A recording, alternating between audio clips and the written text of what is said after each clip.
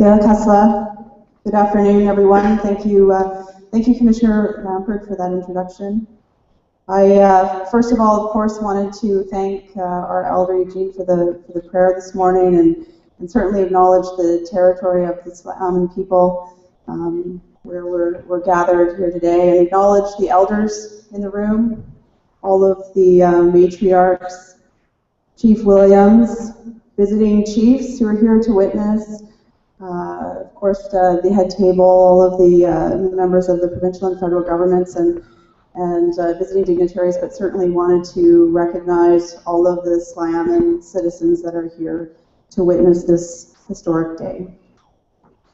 I was asked to come and certainly jumped at the chance, and it's my privilege to be here today to witness and the signing of the final agreement of the Tla'amin Treaty, and recognize the governments of Canada, the governments of British Columbia, and certainly the government of the Tla'amin for bringing us to this day, which is truly a day that represents the transformation of the Tla'amin people moving forward.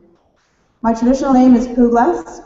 I come from the Muskama, Tzawadenic, and Lihutka people of northern Vancouver Island, and if we just look a bit this way, I'm from Cape Mudge, and not too far from here, and I'm pleased to be here as a member of council for the Tla'amin Nation, as the regional chief for the BC Assembly of First Nations. I'm joined here by my husband Tim and my 3 little nieces that are in the very back, but are equally as happy to be here with me. I also bring greetings from our national chief, Sean Atenchut Atleo, and my colleagues on the national executive, the board of the BC Assembly of First Nations, and I wanted to, on behalf of the 203 First Nations in British Columbia, to congratulate all of the Tla'amin citizens, all of you, for this tremendous day and this achievement, and to acknowledge all of you and what an important step that you're taking in moving forward in your exercise of nation rebuilding and moving through what I always like to call the post-colonial door. I do want to congratulate the negotiators of this treaty, the federal negotiators, the provincial negotiators, and certainly my good friend Roy Francis, chief negotiator for Tla'amin, for all the work that you have done that have brought us to this day. But my remarks today certainly are for everybody, but are more so directed to the citizens of the Tla'amin people. The signing of this agreement, final agreement, is truly the beginning of a new future. One that will not be without its challenges, but one that offers great opportunity and tremendous hope. I know it has not been easy to get to this point. Change is never easy, and significant change is even harder. There is a significant and little understood transformation occurring across this country within our First Nations communities, as our nations rebuild and find their rightful place within Confederation, and your nation is on the forefront of this change. Negotiating and ratifying a modern treaty is perhaps the strongest expression of the transition that is taking place at this time. A treaty represents a fundamental shift in the relationship between a First Nation and the Crown, where with constitutional protection, the nation's right to govern itself is recognized, free from the interference and dysfunction of the Indian Act system that still plagues the vast majority of our nations today. All across this country, and I have the privilege of seeing this in my role as the national portfolio holder for First Nations governance, our nations are asking the same and very fundamental questions that you have asked and have found the answers to. While the Indian Act needs to go, what replaces it? How should we govern ourselves?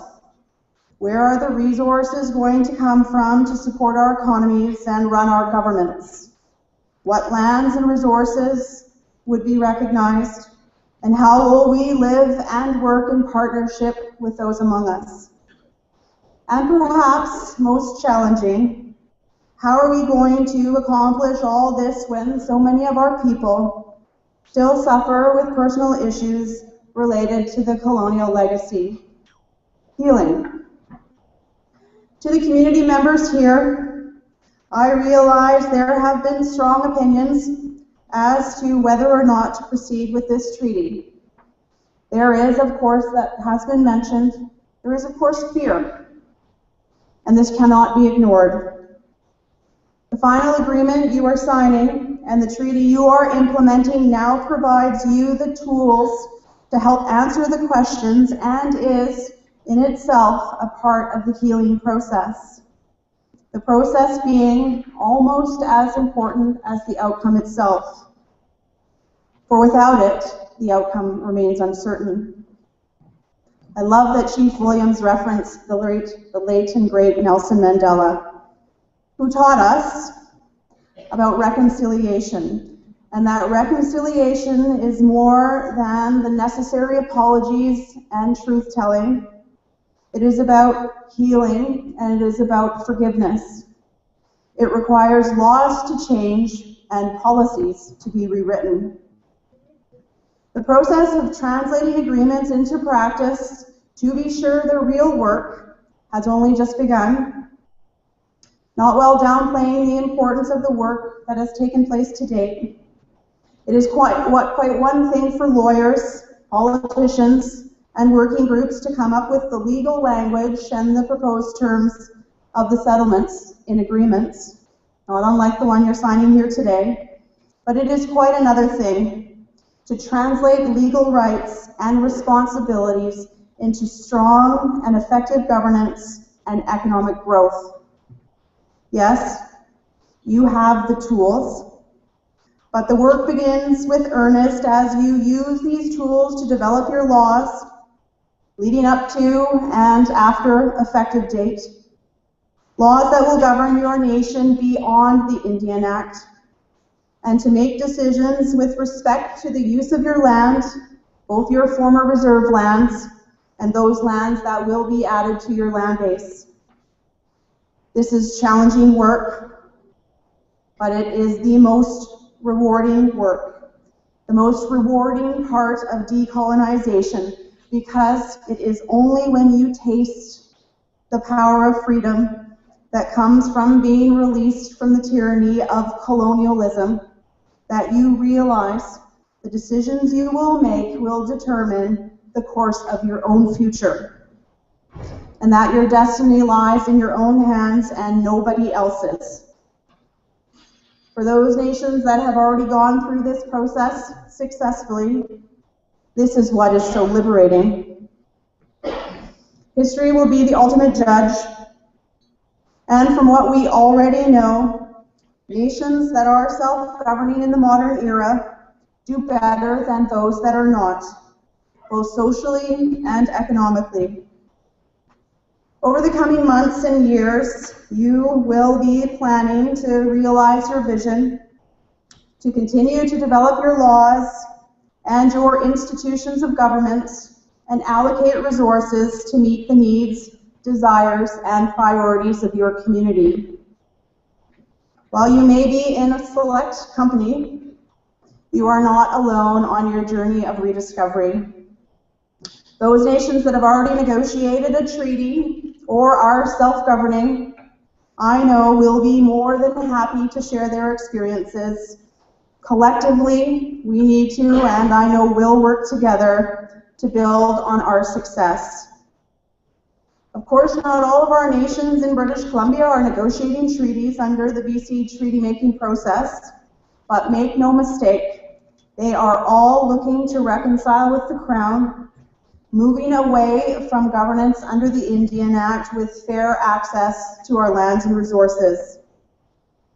My vision as one of the regional chiefs is to someday truly have an assembly of First Nations made up of self-governing, reconstituted, and strong Indigenous nations, and not federally created Indian Act bands. Once again, I want to congratulate the Tla'amin people on taking this step making your choice and realizing your vision of self-determination. We will be with you as you move forward, and we will be there to support you. This is a moment to celebrate, as the Chief said, to recognize the work and to say thank you to those who have brought us to this point.